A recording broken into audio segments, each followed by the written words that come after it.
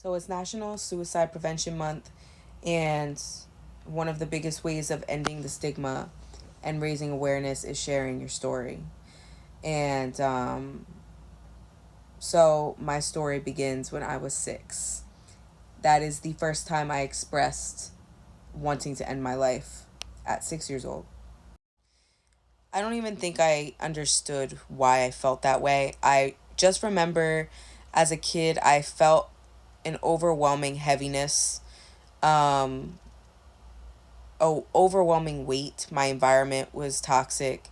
Um, I had been through some really dark things early on in my life. Um, and I do think that attributed, but I also do feel there was a karmic aspect to it as well. I am very spiritually sensitive, energetically sensitive. I'm a medium. And at the time, obviously, I'm young. I don't understand. So I do feel I was also picking up on, you know, the people I was around, my family, because this mental illness runs in my family very heavily, as well as like suicide attempts and things of that nature also run in my family. So I do feel that that also maybe contributed. I used to write poems about, it's not funny, but how depressed I was, but like at such a young age, it's kind of like, dang, like I didn't even know that there was so much more in life that would trigger more of that, feeling of hopelessness. It was truly just the beginning. And what's interesting too is since I was a kid, I remember always kind of knowing that my life was going to be hard, that I was going to go through a lot of hard things, a lot of heartbreak. I just knew that I was in for a journey since a very young age. And I always envisioned a comeback story. Like I always would visualize myself having like a comeback of like, going through the ringer and then just like having my moment after that of like finally breaking free of it. It's really interesting. I've been thinking a lot about this recently. So fast forward, I am in the ninth grade. Um, I struggled a lot with how I viewed myself. I had such low self esteem. I was not encouraged. I was not, you know, loved properly. And I was treated poorly by friends, family. Um, I was always like looked at as like the ugly friend and um, or the fat friend or whatever. Like I was in like an ugly phase. And I was bullied. I was like, there was so much stuff that kind of like led up to when my mental health really took a nosedive. I started partying in the ninth grade. I started drinking, started smoking. I also started getting prescribed meds, um, going down that path, but I would abuse my meds, especially my Adderall. And, you know, so I think it was in the 10th grade, the first time I was hospitalized. I was having really bad suicidal thoughts and ideations. And before that point, I had attempted a few times, um, but nothing crazy.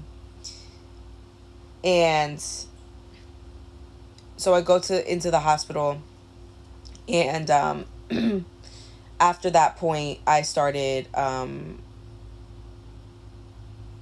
myself and hurting myself, and I remember it was around Christmas that year.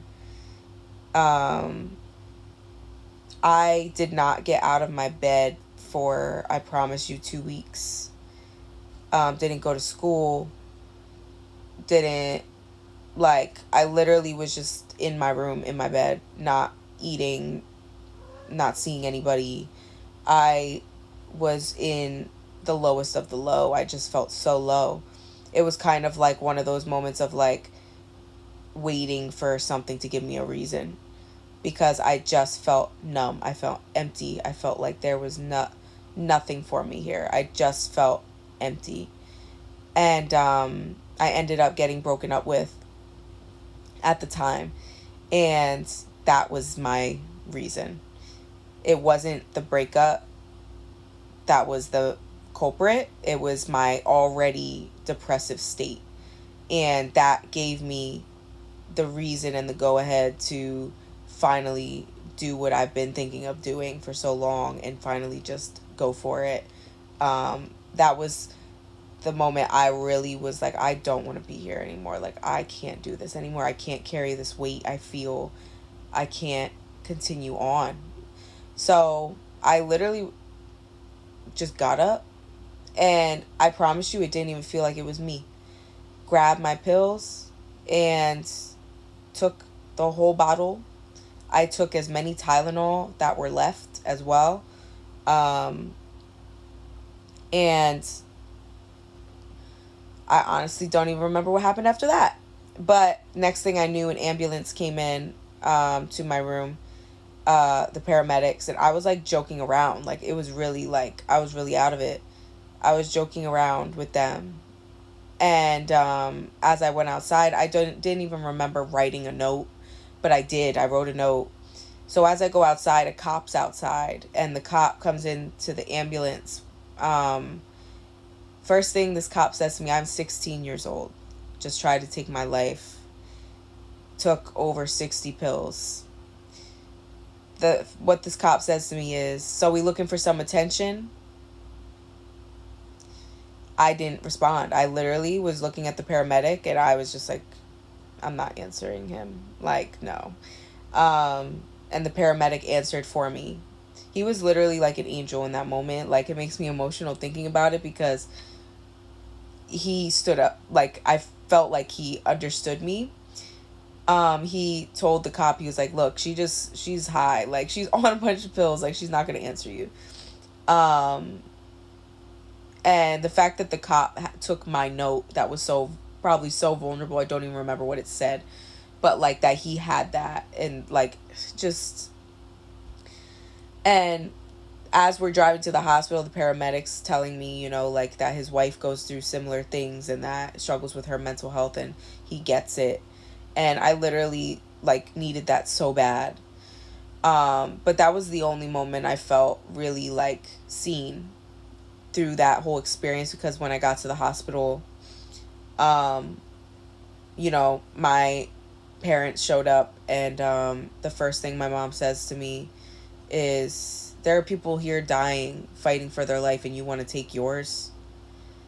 And though she's right, I felt every reason why I wanted to take my life in the first place. That my pain doesn't matter. That because it's not physical, it doesn't matter. And I broke down and ended up being in the psych unit for, I think, like 2 weeks. Just coming off the pills. I was high as a kite.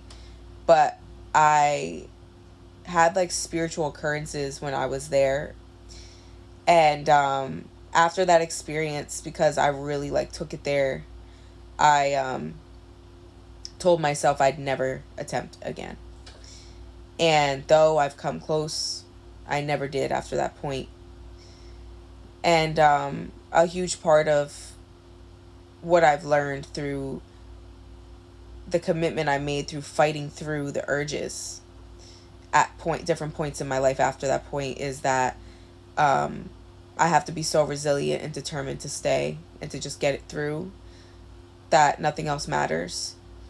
And also to not put my life and the meaning of it and how loved I am in the hands of others, because they're going to fumble every time. I had to find my own reason to live, and it had nothing to do with anybody else.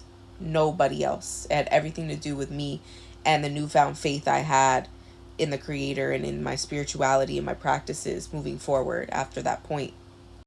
I say all that to say that life still has challenges, and there are really hard times, and mental health is not always up, but you will find your reason.